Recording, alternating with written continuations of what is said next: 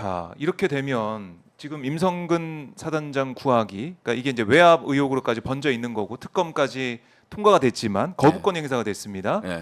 이게 언제 국회에서 재표결할지 모르겠어요. 모르겠는데 네. 일단은 거기까지 가기 전에 이번 주 금요일에 최혜병 특검법 네. 사실은 그 탄핵 청원에 대해서 네.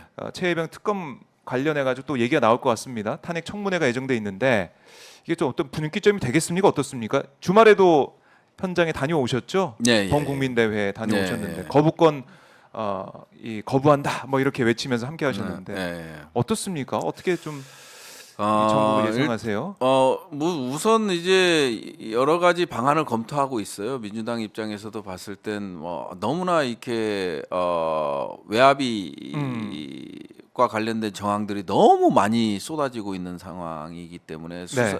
특검은 불가피한 거죠. 특검은 불가피하고 그러다 보니까 이제 제2요구권이 발동됐기 때문에 일단 본회의 표결이 재의결이 이제 우선적으로 이루어지는 거고요. 네. 사실은 뭐 저 개인적인 생각으로는 재의결 자체가 쉬워 보이지는 않아요. 워낙 똘똘 뭉치고 있고 예. 그쪽에서도 이제 뭐 밀리면 뭐 이제 네. 큰일 난다 이렇게 보는 것 같기도 별의별 하고. 뭐 대응들을 다 하고 있잖아요. 네. 국힘에서도 다 하고 있는 상황. 안철수 윤리 막 제소하는 사람도 있고. 그런 상황이다 보니까 상당히 소신 투표를 할 가능성은 없어 보이기 때문에 본회의 통과는 상당히 어렵다.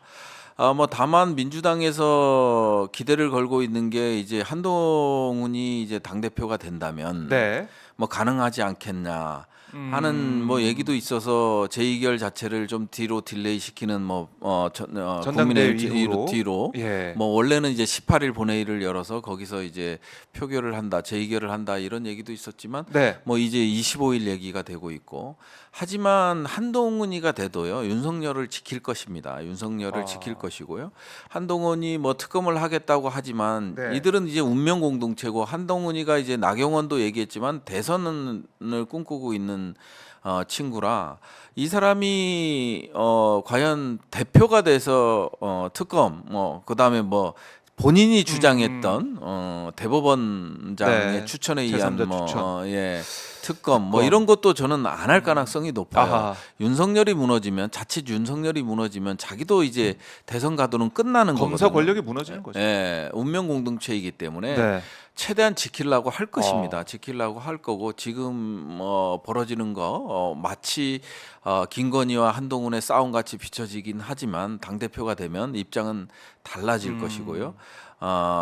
공멸하는 상황으로 가기 때문에 달라질 그럼 것이라고 보기 때문에. 국민의힘에서 이탈표를 기대하기는 어렵고. 저는 어렵다고 보고요. 그러다 보니까 이제 또 상설특검법, 예. 상설특검법은 사실은 쉽지 않은 특검, 뭐 거부권 행사, 그 다음에 뭐 이런 것들이 필요 없는 법이라 네. 상설특검법 같은 경우는 뭐 유리할 수 있다고 보여지지만 또 여기서 이제 논쟁되는 게 있잖아요. 뭐 추천위원회 7명을 구성하고 그 7명 속에서 또 7명이 전부 다 보면은 5명 정도는 네. 이제 윤석열 편이 추천위원들의 편이 되기 때문에 제2의 BBK 특검이 될 가능성, 윤석열 국정농단 그것도 어렵네요. 외압에 대한 이게 될 가능성이 있어서 그다음에 이제 국회 규칙을 바꾼다는 거 아닙니까?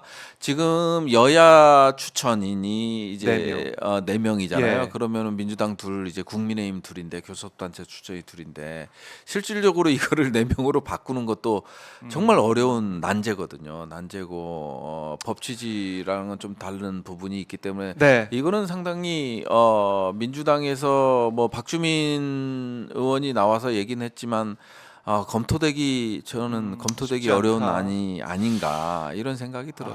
예. 참 어려운 정국인데 그럼 결국에는 국민들이 더 그렇죠. 고생을 해야 된다 이렇게. 예. 그래서 결국은 없네요. 박근혜 탄핵 때도 보면 결국 국민의힘이라는 게 결국 정당 우리 이름 말고요. 예, 정당 이름 말고 우리 국민들의 그런 염원이라든지 힘이 모아져서 정치권을 압박하고 헌재를 압박하는 상황으로 갔었던 거잖아요.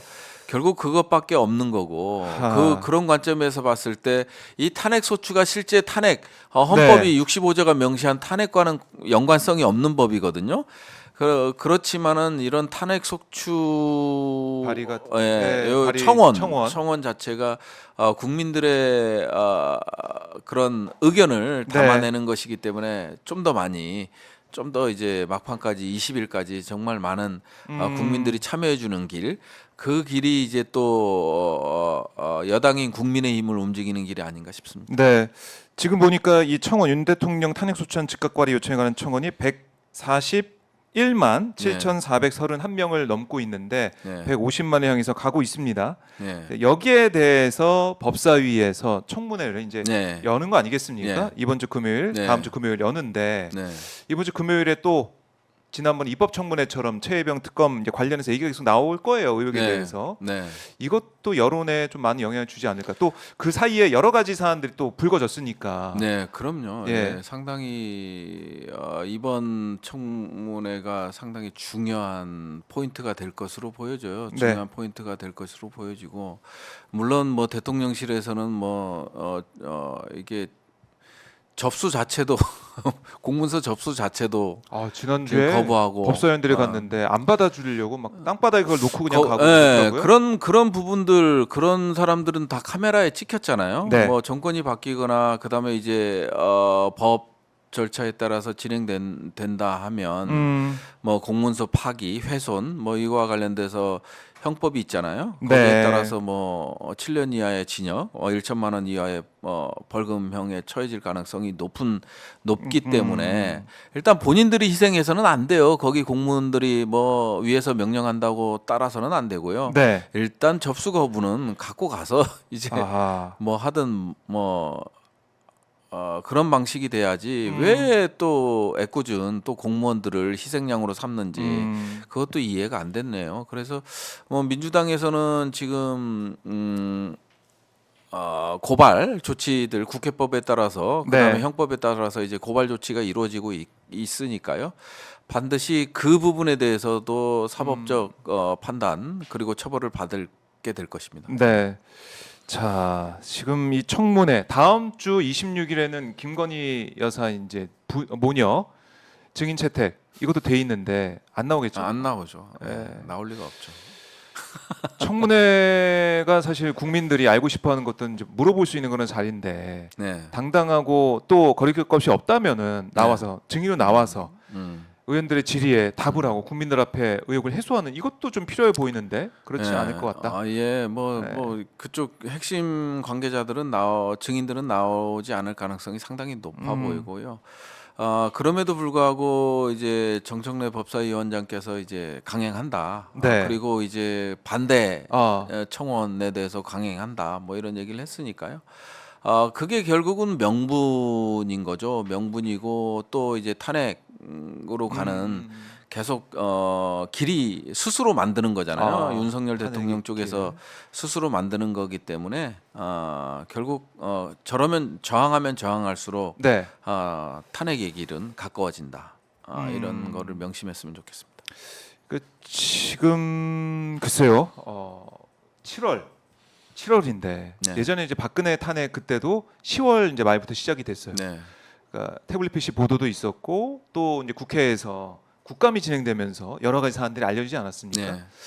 왠지 이제 올해 정기국회가 또 중요해 보인다 이런 생각이 들어요. 예, 뭐 9월 정기국회는 지금 뭐 저희 국방위는 아예 열리지도 못하고 있거든요. 한 번도 안 열렸어요? 예, 제가 소속된 국방위는 열리지도 않고 있기 때문에 아마 뜨거 했을 거예요. 운영이랑 그다음에 법사위에서 전체회의가 열리면서 거기서 정말 많은 것들이 나오고 그다음에 그 신범철 전 차관이 막 당황해갖고 외압이 아니라 회수라고 회수가 회수가 외압 의혹인데 사실. 예. 그래서 이제 그런 것들이 이제 뭐 나오고 예. 뭐 이런 것들 때문에 이제 국방위를 열게 되면 그때 이제 뭐 또 신원식 장관이 이제 이종섭 장관 당시 이제 여당 간사로서 이종섭 장관이랑 통화한 내역이라든지 뭐 그다음에 유재은 법무관리관이 이제 아직 지금 있으니까, 있으니까 이제 그런 증인들이 있었잖아요. 그러다 보니까 국방위가 아예 안 열렸어요. 근데 이제 국방위를 이제 여당에서 아무래도 상임위원장이기 때문에 지금 성일종 위원장. 임시회의에서는 맡고 임시국회에서는 맡고 있는데 이제 9월부터 정기국회에 들어가니까 그거는 뭐 그때는 이제 나올 수밖에 없는 거고. 아하. 이제 유재은 법무관리관이 안 나오는 게 좀 안타까운 점이에요. 이제는 뭐 민간인이 되는 상황이니까. 9월부터는. 네.